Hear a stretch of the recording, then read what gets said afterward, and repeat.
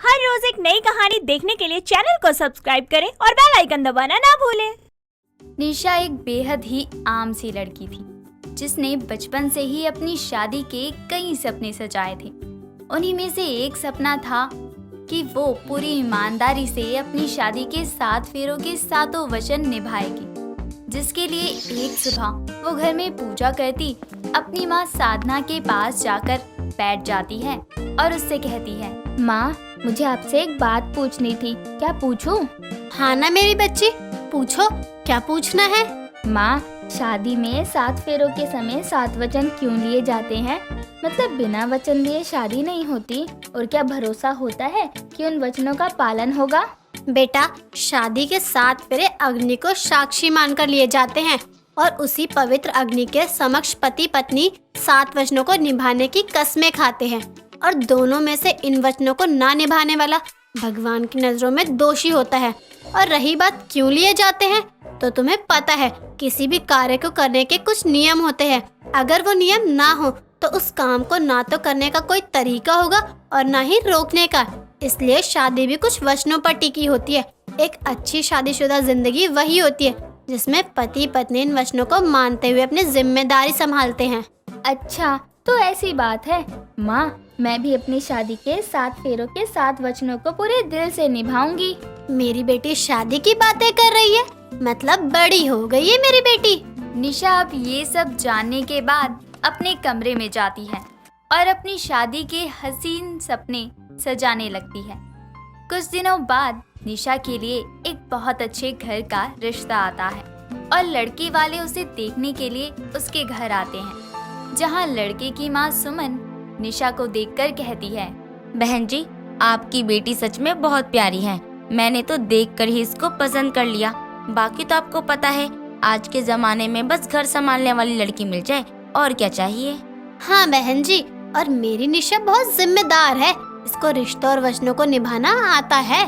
दोनों परिवार आपस में बातें कर लेते हैं, जिसके बाद सुमन का बेटा अभय भी इस शादी के लिए मंजूरी दे देता है। निशा भी अपनी मंजूरी दे देती है, जिसके बाद दोनों परिवार वाले शादी की डेट 1 महीने बाद की रख देते हैं। दोनों घरों में शादी की तैयारियां होती हैं और आखिरकार 1 महीने बाद निशा की शादी का दिन आता है, जहां वो दुल्हन बनी मंडप में आकर बैठती है। तो पंडित जी दूल्हा दुल्हन से कहते हैं, अब वर और वधू फेरों के लिए खड़े हो जाइए। दोनों फेरों के लिए खड़े हो जाते हैं, जिसके बाद पंडित जी आगे कहते हैं, 7 फेरों के ये 7 वचन दोनों ही पति पत्नियों के लिए बहुत महत्वपूर्ण हैं। इन वचनों को सच्चे दिल से निभाकर आप अपनी शादीशुदा जिंदगी को खुशहाल बना सकते हैं। जी पंडित जी। ठीक है, तो पहला वचन दीजिए कि आप दोनों एक दूसरे के सुख दुख के भागी होंगे, कोई भी बात अपने साथी से नहीं छुपाएंगे, सच्चे मन से एक दूसरे को अपना जीवन साथी मानेंगे। क्या आप दोनों इस वचन को निभाने के लिए तैयार हैं? जी, हम तैयार हैं। पंडित जी एक एक करके 7 वचनों का महत्व बताते हुए दोनों के 7 फेरे पूरे करवाते हैं और विधि विधान से शादी की सारी रस्में पूरी करके निशा की विदाई हो जाती है और वो अपने ससुराल आ जाती है। शादी के अगले दिन सुबह सुबह सबसे पहले उठकर निशा अपनी रसोई की रस्म के लिए मीठा बनाने लग गई थी। तो वहीं दूसरी तरफ उसकी सास सुमन उसे उठाने उसके कमरे में जाती है और वहाँ उसे ना देखकर अपने सोते हुए बेटे से कहती है, अरे नालायक, बहू कहाँ गई? मैं तो उसे पहली रसोई के लिए उठाने आई थी, लेकिन वो तो है ही नहीं अभी यहाँ। माँ, मुझे नहीं पता माँ, मैं तो अब उठाऊं, क्या पता नहाने गई हो।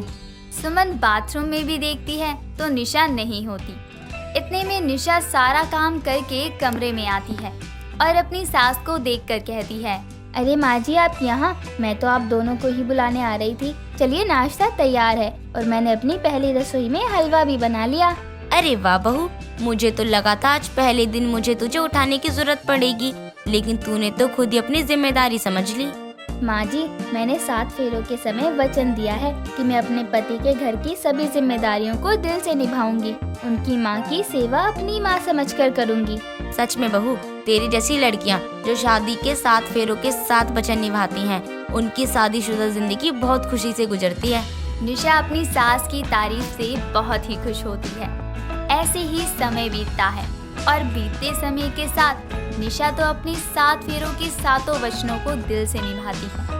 हर काम अपने पति को बताकर करना, उनकी सेवा करना, उनके घर को अच्छे से संभालना। लेकिन अभय शादी के गुजरते समय के साथ अब निशा से दूर होने लगा था।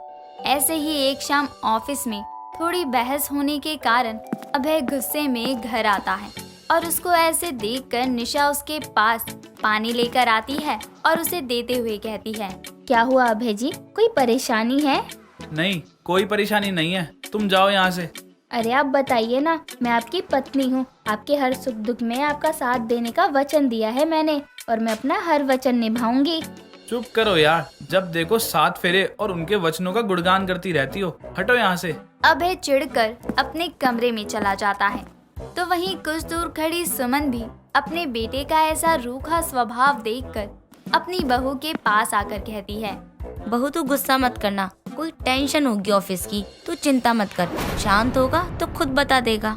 हाँ माँ जी, मैं समझती हूँ उन्हें, आप चिंता ना करिए, मैं ठीक हूँ।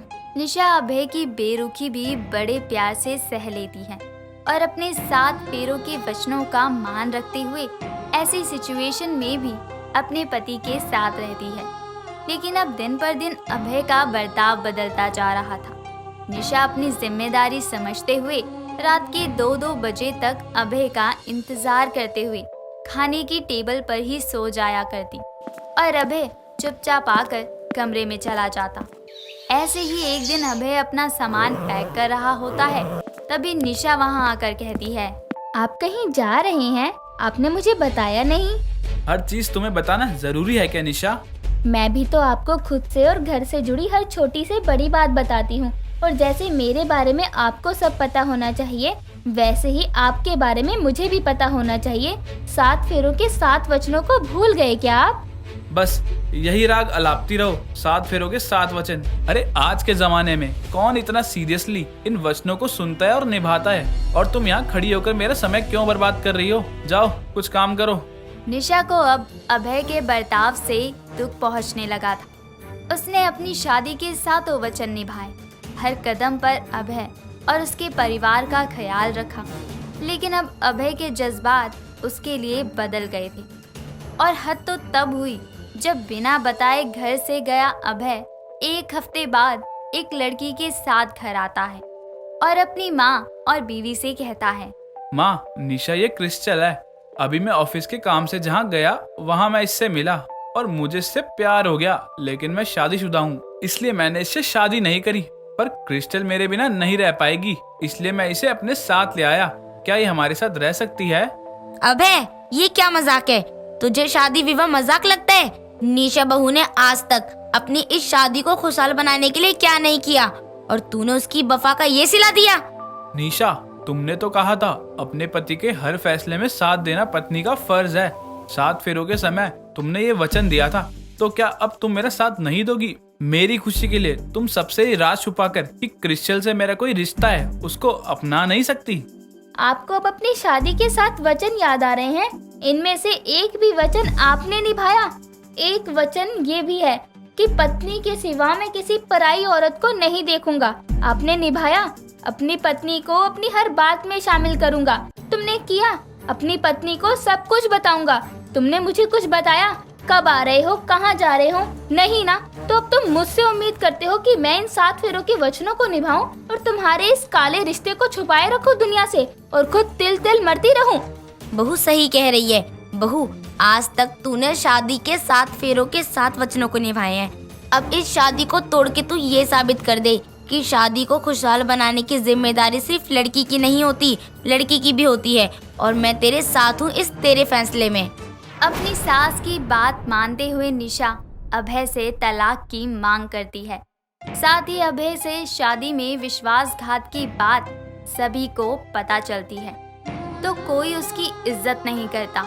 अग्नि को साक्षी मानकर लिए वचनों को अभय ने तोड़ा था, जिसके कारण उसके हिस्से जिंदगी भर की बदनामी आती है। साथ ही वो लड़की क्रिस्टल भी उसे छोड़कर चली जाती है।